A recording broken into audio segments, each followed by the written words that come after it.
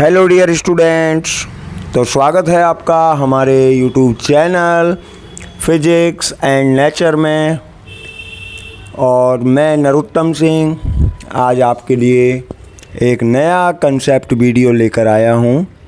और जैसा कि आपको टाइमलाइन पर क्लियर हो गया होगा कि ये जो अपना टॉपिक है, ये जो अपना वीडियो है, वो रिलेटेड है मीडियम के इफ़ेक्ट से।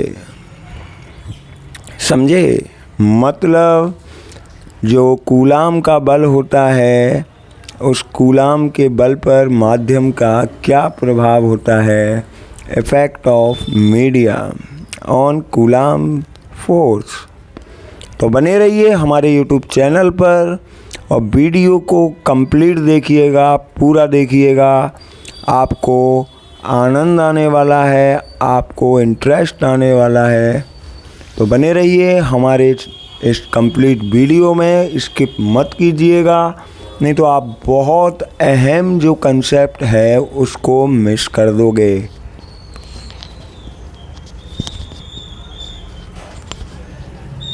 तो देखिए, मैं हेडिंग लगाता हूँ सबसे पहले, डिपेंडेंसी ऑफ मीडियम। बात करते हैं माध्यम के प्रभाव की, तो मिस करने की बात तो आती ही नहीं है। ओके, कंप्लीट बने रहिएगा। आज हम आपको बताने जा रहे हैं कि जो कूलाम बल होता है उस पर माध्यम का क्या प्रभाव होता है। ठीक है, तो भाई आपने ये तो पढ़ लिया ही होगा कि जो बल होता है निर्वात में, जैसे हमारे पास दो आवेश हैं, मान लीजिए एक आवेश तो है Q1 और दूसरा आवेश है Q2। ओके, एक आवेश Q1 और दूसरा Q2, दो आवेश हैं। और उन दोनों आवेशों के बीच में जो डिस्टेंस है, जो दूरी है, वो हम ये कंसीडर कर लेते हैं कि स्मॉल r है। क्लियर है यहाँ तक? दो आवेश हैं Q1 एंड Q2 और दोनों के बीच में जो डिस्टेंस है वो डिस्टेंस स्मॉल r है। ठीक है, और दोनों वैक्यूम में रखे हैं, दोनों निर्वात में रखे हैं। दोनों के दोनों जो आवेश हैं वो कहाँ रखे हैं? वो दोनों आवेश रखे हैं आपके निर्वात में। ठीक है, तो मैं ये मान लेता हूँ कि दोनों के दोनों आवेश कहाँ हैं? ये निर्वात में हैं, वैक्यूम में हैं। तो इन दोनों के बीच में बल कितना लगता है? जब ये निर्वात में होते हैं तो दोनों के बीच में जो बल लगता है वो लगता है F इज इक्वल टू, यहाँ ऐसे लिख देता हूँ मैं, F air is equal to, air क्यों बेटा, वैक्यूम लिखते हैं ना, और F B से लिख देता हूँ। चलिए, ये वैक्यूम में है, फॉर्मूला बनेगा के Q1 Q2 YR square. Okay, के की वैल्यू पुट करें। अगर हम के की वैल्यू पुट करें, क्या लिखेंगे वैक्यूम के लिए? के लिखा जाएगा 1/4 पाई एप्सिलॉन नॉट, और ये Q1 Q2 by R square. Clear है? तो वैक्यूम में जो बल बनेगा, जो कूलाम बल आएगा निर्वात में, वो आएगा ये 1/4 pi epsilon naught Q1 Q2 by R square. Clear? चलिए, अब मैं माध्यम की अगर बात करूं तो माध्यम में ये बल क्या होना चाहिए भाई?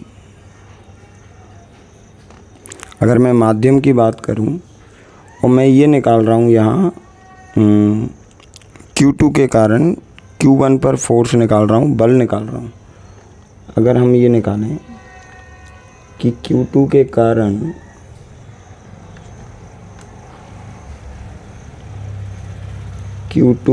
कारण Q1 पर कार्यरत बल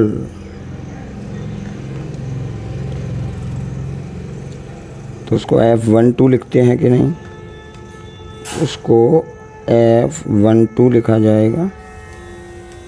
ये 1 पे लग रहा है, किसके कारण लग रहा है, 2 के कारण लग रहा है। क्लियर है। तो 1 पर 2 के कारण जो बल लग रहा है उसको हम कैसे लिख रहे हैं भाई, वही लिखेंगे 1/4 pi epsilon naught Q1 Q2 by R square. Distance दोनों के बीच में वही है, इसलिए F12 क्या लिखा जाएगा, 1/4 pi epsilon naught Q1 Q2 अब बाय R स्क्वायर, ये लिखा जाएगा। ठीक है। और F21 क्या होगा, वो होगा Q1 के कारण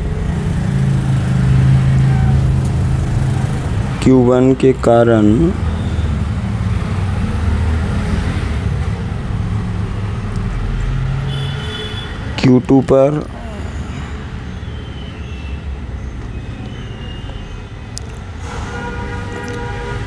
कार्यरत बल।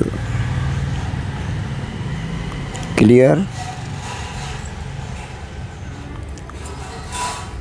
Q1 के कारण Q2 पर जो कार्यरत बल है उसको हम क्या लिखेंगे भाई, वो बल लिखा जाएगा F21। F21 is equal to 1/4 pi epsilon naught Q1 Q2 by R square, ये लिखा जाएगा। और जब वो दोनों किस में रखे हैं, वैक्यूम में रखे हैं, निर्वात में रखे हैं, ये बल लगेगा भैया। ठीक है। लेकिन अगर मैं ये मान लेता हूँ कि ये जो दोनों आवेश रखे थे निर्वात में, ये दोनों किसी माध्यम में हों, किस में हों, माध्यम में, तो माध्यम के लिए क्या बनना चाहिए भाई, ये भी माध्यम में है, ये किस में है, ये माध्यम में है। ओके। और ये भी किस में है, ये भी माध्यम में है। अगर ये दोनों आवेश कहाँ रखे हैं, माध्यम में रखे हैं, तो बल के मान पर कोई प्रभाव नहीं पड़ेगा। जो स्थिर वैद्युत बल है उस पर कोई प्रभाव नहीं पड़ेगा। उन दोनों आवेशों को चाहे आप निर्वात में रख दीजिए, चाहे आप माध्यम में रख दीजिए, उन दोनों पर किसी तरीके का प्रभाव नहीं पड़ेगा। ठीक है। ऐसा क्यों होता है और क्यों नहीं होता है, जानने के लिए वीडियो को अभी मत छोड़िएगा। वीडियो इंटरेस्टिंग होने वाला है, कंसेप्ट भी इंटरेस्टिंग होने वाला है। अभी तक आप पढ़कर आए हो, 2 आवेश निर्वात में रखे हैं, उन पर क्या प्रभाव पड़ रहा है, और अगर वो माध्यम में रख दिए जाएं तो उनके बीच में जो बल काम करेगा, जो कूलाम बल काम करेगा, उस पर किस तरीके का प्रभाव पड़ेगा और क्यों पड़ेगा, समझे। लेकिन यहाँ तो मैंने भाई आपको ये बता दिया कि अगर ये दोनों आवेश कहाँ हैं, अगर माध्यम में भी हैं तो भी दोनों की वैल्यू वो ही रहेगी जो निर्वात में थी। क्लियर। ये थोड़ा सा आपको कन्फ्यूजन टाइप में लग रहा होगा, लेकिन ये बेटा ये असली कंसेप्ट है इसका। तो वीडियो में बने रहिए और देखिए क्या होता है मीडियम के प्रभाव का। हाँ जी बेटा लोग, तो हम यहाँ तक तो पहुँच चुके कि माध्यम में अगर दोनों आवेशों के बीच जो बल लग रहा है उसकी वैल्यू इक्वल है। जो निर्वात में थी वो ही है। क्यों है? देखिए भाई, पहले दोनों आवेश रखे थे कैसे?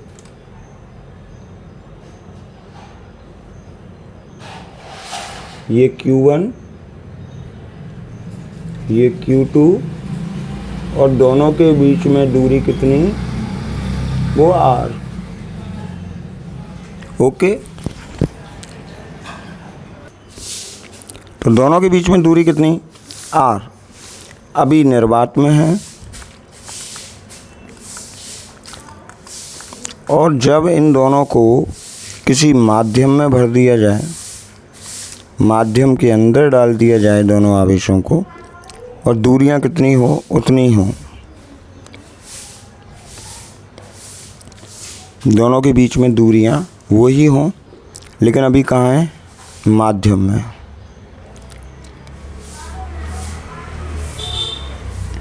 ठीक है, तब क्या होता है? देखिए भाई, ये जो दोनों हैं एक दूसरे पर बल बराबर लगाते हैं।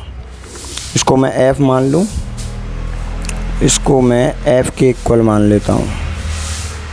ठीक है, तो दोनों मान लो, दोनों पे समान आवेश है, इस पर भी प्लस, इस पर भी प्लस, दोनों प्रतिकर्षित होंगे, ऐसे बल लगेगा F, कूलाम बल ऐसे लगेगा बाहर की तरफ, दोनों तरफ। क्लियर है? बल की दिशाएं ये होंगी। लेकिन भाई माध्यम में है, तो माध्यम के जो कण हैं उनमें प्रेरण के कारण एक बल और लगता है, मतलब माध्यम और बल लगाएगा। भाई ये तो दोनों में लग रहा है बल, लेकिन माध्यम द्वारा भी बल लगेगा, और उसका परिमाण वही क्रिया प्रतिक्रिया नियम से सेम रहेगा। माध्यम द्वारा ऐसे बल लगेगा भाई अंदर की तरफ। ठीक है, ये प्रेरण के कारण बल है। किसके कारण है? प्रेरण के कारण है। तो अब बताइए कुल बल कितना हो गया? मैं बात करूं F12 पर। ठीक है, माध्यम में रख दिया। अब तो F12 पर कुल बल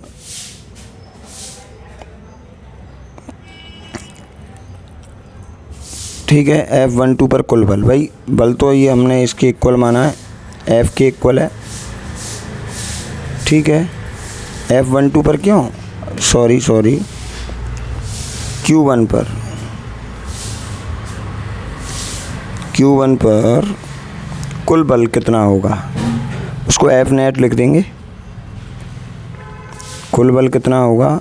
F नेट। और किसके इक्वल लिखा जाएगा भाई? Q1 पर F नेट। देखिए एक तो लग रहा है F, पहले जो बल लग रहा है निर्वात में, और माध्यम के आने के कारण, प्रेरण के कारण एक और बल लगा है इधर की तरफ। ठीक है, उसको घटाना पड़ेगा, वो माध्यम के कारण है। वो बल किसके कारण है? माध्यम के कारण है, इसलिए उसको FM से लिख रहा हूँ, मीडियम के कारण। सॉरी मीडियम के कारण नहीं, मीडियम के कारण ही है होने को, माध्यम के कारण। लेकिन इसको डिनोट थोड़ा अलग तरीके से करूँ, इसको प्रेरण ही लिख देता हूँ। ये किसके कारण है? प्रेरण के कारण है, F प्रेरण। तो इस तरीके से कुल बल आता है। ठीक है ना, जब ये माध्यम में होता है तो कुल बल ऐसे ही आता है। अब ये जो माध्यम जो बल लगाएगा उसकी वैल्यू अलग होती है। उसकी वैल्यू हम लिखेंगे, जैसे F को तो लिखा हमने 1/4 पाई एप्सिलॉन नॉट। ठीक है, F को क्या लिखा? 1/4 पाई एप्सिलॉन नॉट, या सॉरी ये लिख सकते हैं इसको। अभी तो इतना ही समझ लीजिए। मतलब जो कुल बल आएगा ना वो घट के आएगा थोड़ा सा। कुल बल जो आएगा माध्यम में किसी भी आवेश पर वो घट के आएगा जो निर्वात में है उससे। ये कंसेप्ट है भाई। तो एफ नेट होता है वो स्थिर वैद्युत बल की वैल्यू वही रहती है। हम ये कह सकते हैं दो आवेशों के बीच में जो बल है, देखिए क्या यहाँ से क्या निष्कर्ष निकला, ये हम निष्कर्ष पर पहुँचे कि दो आवेशों के बीच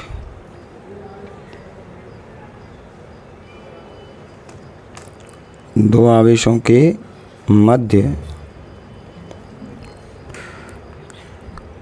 कार्यरत स्थिर वैद्युत बल, कार्यरत स्थिर वैद्युत बल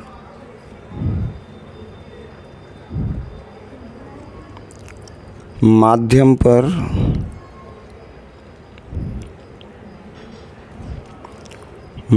पर निर्भर नहीं करता,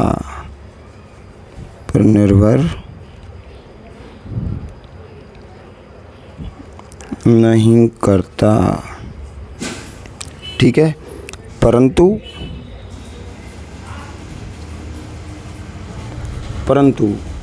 माध्यम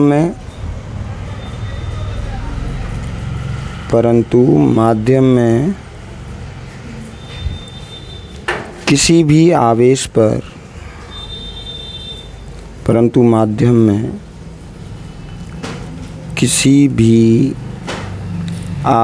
पर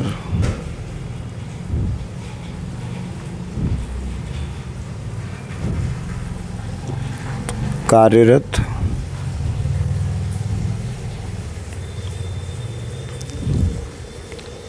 कुल बल, ठीक है ना, कुल बल माध्यम पर निर्भर करता है। कुल बल माध्यम पर निर्भर करता है, समझे। तो ये है भाई, कुल बल माध्यम पर निर्भर करता है, परंतु दो आवेशों के बीच में जो बल काम कर रहा है वो निर्भर नहीं करता। हमने जो वो लिखा था ना, एक और फॉर्मूला लिखा था एफ नेट, ठीक है ना, वो लिखा था हमने। अगर दो आवेश किसी माध्यम में हों तो उन पर एफ नेट अब हम लिख सकते हैं 1/4 pi epsilon Q1 Q2 by R square. तो एफ नेट लिखा जाता है, ठीक है ना। स्थिर वैद्युत बल को नहीं लिख सकते, लेकिन एफ नेट कुल बल को हम ऐसे लिखते हैं भाई माध्यम में। और एप्सिलॉन की वैल्यू क्या लिखी जा सकती है, 1/4 pi epsilon naught epsilon R Q1 Q2 by R square, ठीक है। ये हो गया किसके लिए, माध्यम के लिए। ये हो गया माध्यम के लिए। क्लियर। तो उम्मीद करता हूँ आपको अब ये कंसेप्ट और भी अच्छे से क्लियर हो गया होगा। तो एफ नेट हम ऐसे लिखते हैं माध्यम के लिए। निर्वात के लिए अगर एफ नेट लिखेंगे तो यहाँ आएगा 1/4 पाई एप्सिलॉन नॉट, क्योंकि उसमें माध्यम का प्रभाव कम हो जाता है। ये लिखते हैं Q1 Q2 by R square. ये है किसके लिए, ये निर्वात के लिए है। ये लिखते हैं हम किसके लिए, निर्वात के लिए। ओके। तो अभी ख़त्म नहीं हुआ है बेटा, अभी तो स्टार्ट हुआ है कंसेप्ट्स का दौर, समझे। तो स्थिर वैद्युत बल है वो माध्यम पे निर्भर नहीं करता, ठीक है। केवल कुल बल जो है दो, जो किसी आवेश पर लगता है, हम ये कहते हैं दो आवेशों के बीच में जो कुल बल लगता है वो माध्यम पर निर्भर करता है, कुल बल, समझे। तो ऐसे लिखा जा सकता है भाई।